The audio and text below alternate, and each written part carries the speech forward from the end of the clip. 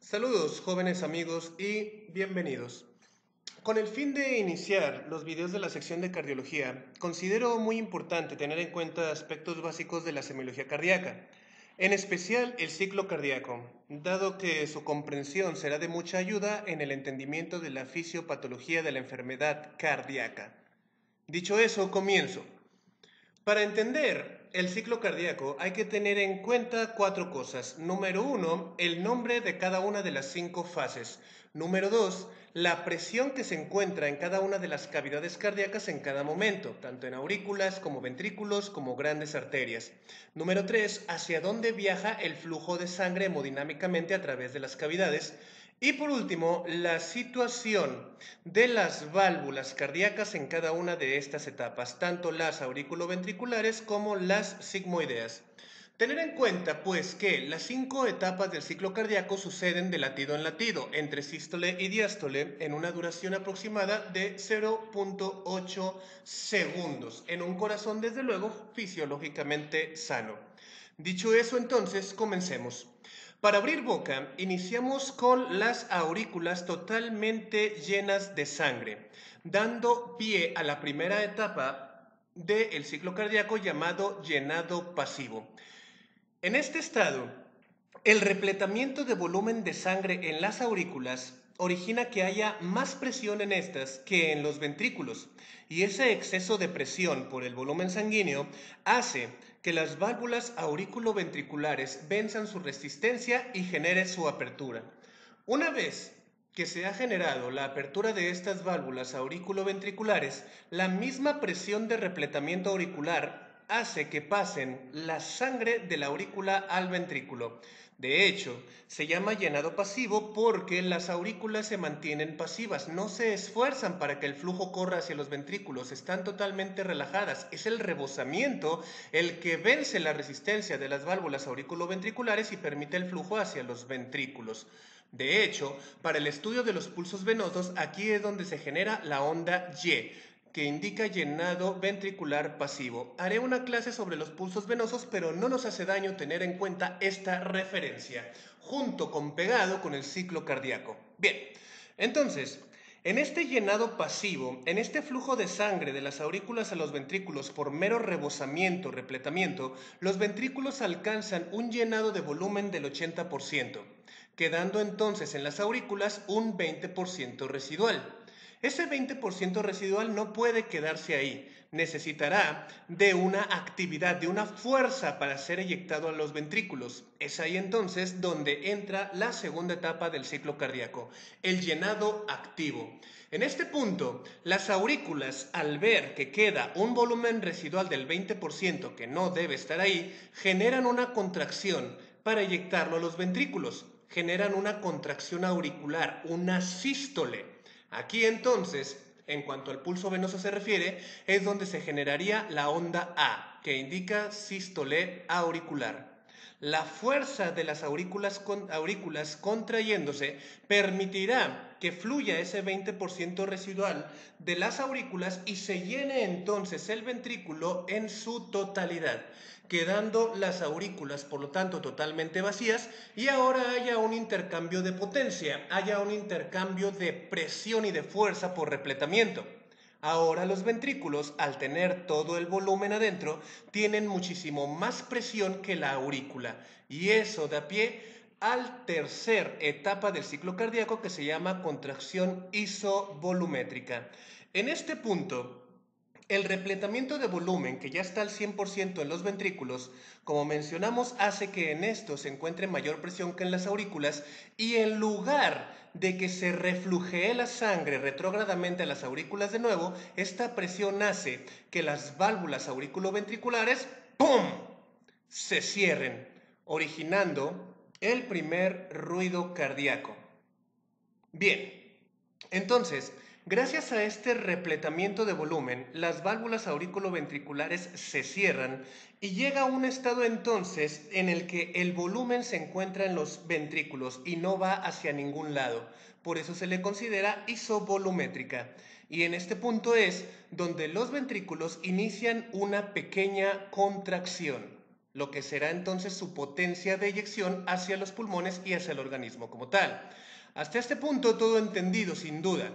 Aquí, cuando los ventrículos están totalmente llenos y las válvulas auriculoventriculares se han cerrado por la fuerza de ese volumen, se genera la onda X del pulso venoso. Esta quiere decir que las aurículas, al haber completado su sístole, al haber completado el paso del 20% residual de sangre que quedó gracias a su contracción hacia el ventrículo, ya pueden tomarse un descanso, ya pueden relajarse.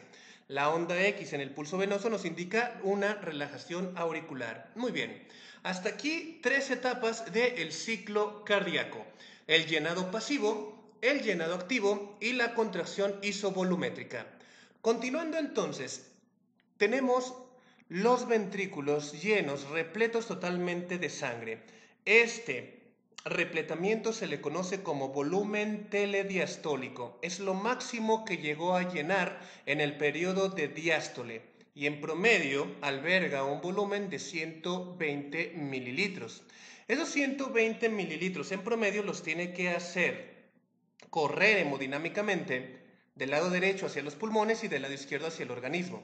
Es ahí entonces donde el exceso de volumen en los ventrículos vence la resistencia de las válvulas sigmoideas pulmonar y aórtica y provoca su apertura. Al mismo tiempo, genera una contracción, genera una sístole, y es donde entra el cuarto periodo del ciclo cardíaco, el periodo de eyección.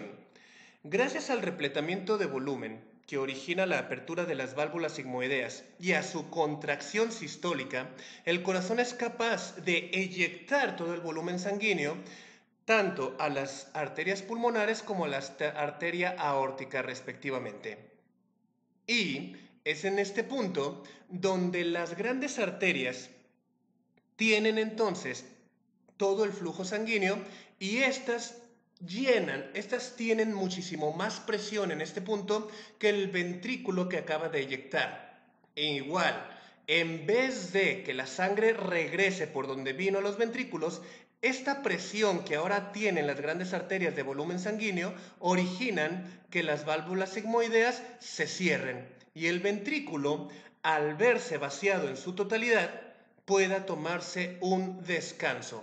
Precisamente entonces en este punto, con el cierre de las válvulas sigmoideas, se origina el segundo ruido cardíaco, el cual es propiciado ¿por qué? Porque en arteria pulmonar como en arteria aórtica está todo el volumen de sangre que salió del corazón, hay demasiado volumen, el regreso de la sangre no está permitido y esa potencia, ese volumen, esa presión origina que las válvulas sigmoideas ¡pum!, se cierren evitando el reflujo, generando el segundo ruido cardíaco.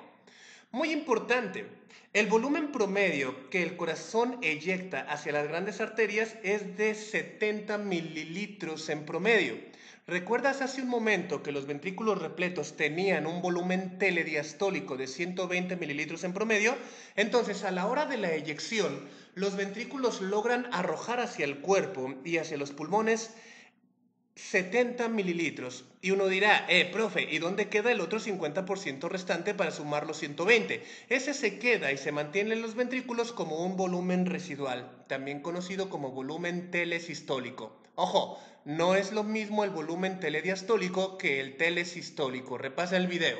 Bien, entonces, en esta etapa de eyección, donde los ventrículos se deshacen del volumen sanguíneo, aventándolo a las grandes arterias, estas conteniendo el volumen, aumentando su presión y cerrando las válvulas sigmoideas, ocasionan el segundo ruido cardíaco y entonces el corazón ya puede entrar en la quinta y última etapa del ciclo cardíaco, en una relajación isovolumétrica.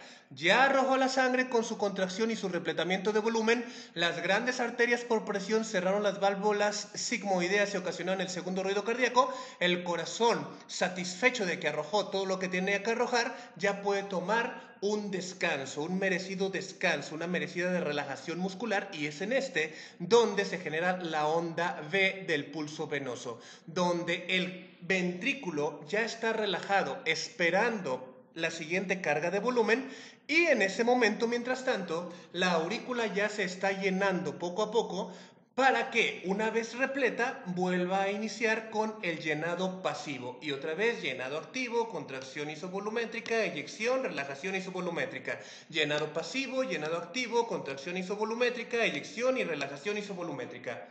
Esto, y desde luego su referencia con las ondas del pulso venoso, que nos serán de mucha ayuda para identificar sobre todo las arritmias cardíacas cuando lleguemos a ese punto. Sencillo, ¿verdad? Alguien me decía, profe, con la onda del pulso venoso, ¿por qué se hace un piquito? ¿Por qué se hace un brinquito antes de la onda X? Ese considera un brinquito de pulso carotídeo, pero en su momento vamos a hablar de ese. No vamos a meter más información para que no se me confundan. Sencillo, ¿verdad? O todo quedó claro o nadie entendió nada. Me quedo con la primera opción. Bien, entonces esas son las 5 etapas del ciclo cardíaco. Muy útiles para los siguientes videos que vamos a subir de la sección de cardio. Bien, yo agradezco mucho tu gentil atención. Dudas, comentarios, sugerencias, quejas. Estoy a tus órdenes. Mándame un inbox a esa cuenta de Facebook. Me tardo en contestar, pero sí contesto.